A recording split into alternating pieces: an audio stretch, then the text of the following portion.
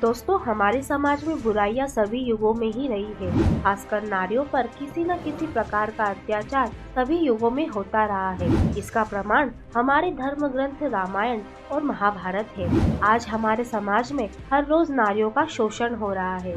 हमारे धर्म ग्रंथों में भी नारी के यौन शोषण से जुड़ी एक कथा का वर्णन किया गया है, जिसमें एक पिता खुद अपनी पुत्री को अनेक लोगों के साथ संबंध बनाने पर मजबूर करता है। तो आइए जानते हैं नारी के यौन शोषण की पौराणिक कथा के बारे में। लेकिन उससे पहले आप हमारे चैनल को सब्सक्राइब करें और हमारे वीडियोस को लाइक और शेयर जरूर करें।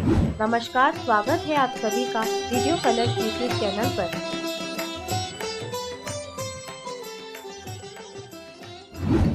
दोस्तों, चंद्रवंश के राजा ययाति की पुत्री माधवी से जुड़ी इस कथा का उल्लेख महाभारत के उद्योग पर्व में है।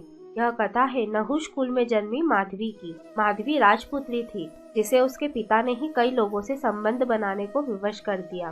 कथा के अनुसार ऋषि विश्वामित्र का एक गालव नाम का शिष्य था, जो बहुत ही गरीब था। शिक्षा पूरी होने के बाद विश्वामित्र ने उसकी गरीबी के कारण उससे गुरु दक्षिणा लेने से मना कर दिया, परंतु गालव को यह अच्छा नहीं लगा। वो विश्वामित्र से गुरु दक्षिणा मांगने की जिद करने लगा।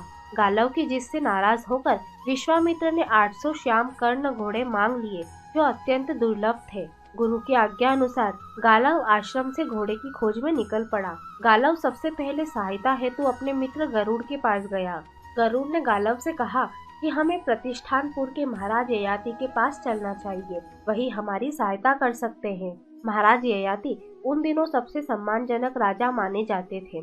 गालव और गरुड़ राजा ययाति के पास पहुँचे और उन्हें सारा हाल सुनाया।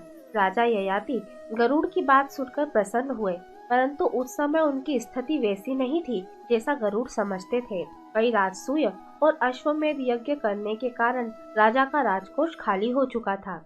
लेकिन कुछ समय विचार करने के बाद ययाति ने अपनी त्रैलोक की सुंदरी पुत्री माधवी को समर्पित कर दिया। फिर गालव से कहा कि हे ऋषि कुमार, मेरी यह पुत्री दिव्य गुणों से सुशोभित है। मेरी पुत्री को यह वरदान है कि वह चक्रवर्ती सम्राट को जन्म देगी और जन्म के पश्चात पुनः चिर कुमारी हो जाएगी। इसीलिए इसे अपने साथ ले जाइए, परंतु आपसे प्रार्थना है कि अपना कार्य पूर्ण करने के उपरांत आप मेरी कन्या मुझे लौटा देंगे। माधवी को संग लेकर गरुड़ और गालव सर्वप्रथम अयोध्या के राजा हयर्श्व के पास पहुँचे और उन्हें अपनी सारी बात बताई। तब राजा हयर्श्व ने कहा कि इस समय तो मेरे पास श्यामकर्ण अश्वों की संख्या 200 ही है। हयर्श्व ने अपनी असमर्थता प्रकट करते हुए गालव और गरुड़ को यह सलाह दिया कि आपको मेरे ही समान अन्य राजाओं से भी माधवी के बदले में वैसे ही श्यामकर्ण अश्वों की प्राप्ति का उपाय करना होगा। मैं अपने 200 अश्वों को देकर माधवी से केवल एक पुत्रोक्ति की प्रार्थना करूंगा। दूसरा कोई चारा न होने के कारण गालव और गरुड़ ने अयोध्यापति हयर्श्व की बात मान ली। माधवी को अयोध्या में छोड़ दिया। यथा समय राजा हयर्श्व के संयोग से माधवी ने वसुमना नामक पुत्र को जन्म दिया।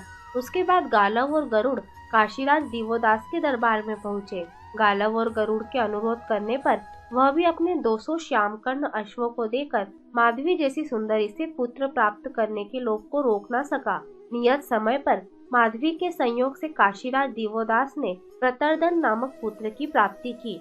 इसी के उपरांत गालव और माधवी पक्षीराज गरुड़ के संग भोजराज उशीनर के यहाँ पहुँचे। गालव और गरुड़ की प्रार्थना पर राजा उशीनर ने भी त्रैलोक के सुंदरी माधवी के संयोग से एक पुत्र प्राप्त कर अपने उन दुर्लभ अश्वों को उन्हें सौंप दिया। तीसरे पुत्र की उत्पत्ति के बाद भी माधवी का रूप यौवन पूर्ववत बना रहा। गालव को अपनी गुरु दक्षिणा के लिए 200 अश्व ही शेष थे।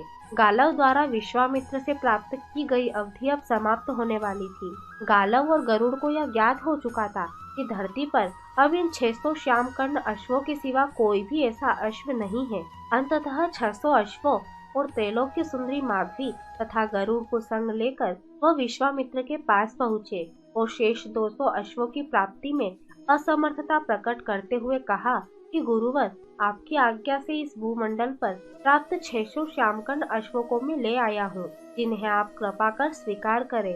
अब इस धरती पर ऐसा एक भी अश्व नहीं बचा है, अतः मेरी प्रार्थना है कि शेष 200 अश्वों के शुल्क के रूप में आप दिव्यांगना माधवी को स्वीकार करें। गालव की प्रार्थना का समर्थन गरुड़ ने भी किया। विश्वामित्र ने अपने प्रिय शिष्य की प्रार्थना स्वीकार कर ली। माधवी के संयोग से अन्य राजाओं की भांति उन्होंने भी एक तेजस्वी पुत्र की प्राप्ति की। चारों पुत्रों की उत्पत्ति के बाद माधवी ने गालव को गुरु के ऋण से मुक्त करा दिया। फिर वह अपने पिता राजा ययाति के पास वापस चली गई। जब वह पिता के घर वापस आई तो पिता ने उसका स्वयंवर करने का विचार प्रकट किया, किंतु माधवी ने किसी अन्य पति को वरण करने की अनिच्छा प्रकट कर तपोवन का मार्ग ग्रहण किया। तो दोस्तों, ये थी नारी के यौन शोषण की पौराणिक कथा, और इसी के साथ हमारी ये जानकारी भी यहीं पर समाप्त होती है। हमारे इस वीडियो को अंत तक देखने के लिए धन्यवाद।